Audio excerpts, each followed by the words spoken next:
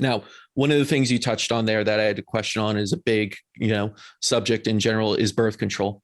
And, I wanted to hear your thoughts on it because it does seem that more and more women get on birth control earlier and earlier as a sort of treatment plan for many women's issues. How do you feel about it?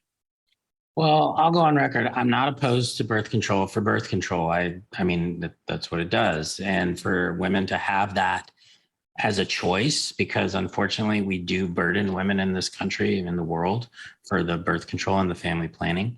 So for them to have that option is definitely a viable option. I think what we need to know is that when you put someone on birth control, they need to be given proper informed consent, of the side effects and the mineral deficiencies and the possible, issues with testosterone. And we just need to inform them. The other thing is, do we teach them how to come off of birth control? And my friend Jolene Brighton wrote Beyond the Pill, which is a great book on how to come off of birth control pills. And I recommend that to a lot of my patients because we don't really talk about how to come off of birth control pills. But to use them for treatments for I had a girl in here yesterday, a young girl, 27, and she had really bad periods and they put her on a birth control pill. Sure enough, periods got better. They got shorter and they weren't as painful. And we were talking about having her come off the birth control pills because she has really low testosterone. And she's like petrified because she doesn't want the pain to come back. And I said, well, it could possibly come back and I could help you with that. But why were you having that horrible period in the beginning? Because that's not normal. Was it a prostaglandin chemical thing that, the lining's releasing lots of prostaglandins, which we can work on maybe with some magnesium and some high doses of fish oil? I've had women get a lot better with that. Was it diet related and inflammation? I mean, there's all kinds of things.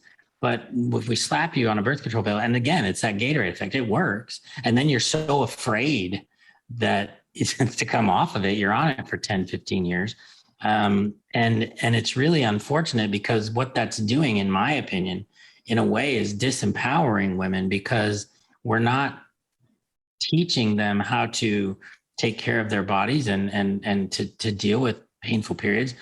And in the defense of my colleagues, when you have a 10, 15-minute appointment, it's a lot easier to prescribe a birth control pill, which will work, but we're not really teaching and we're not finding that causative agent. And I talked to her about that. And so, she's willing to kind of come off the pill and we're going to try to minimize any symptoms she might have until she starts having cycles again. And then we'll get deeper into the hormones and the issues like that.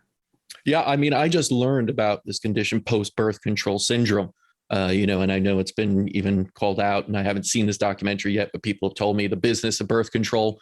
So there's a lot going on here, and I do think that when you're on something long enough, that changes, so much within the body.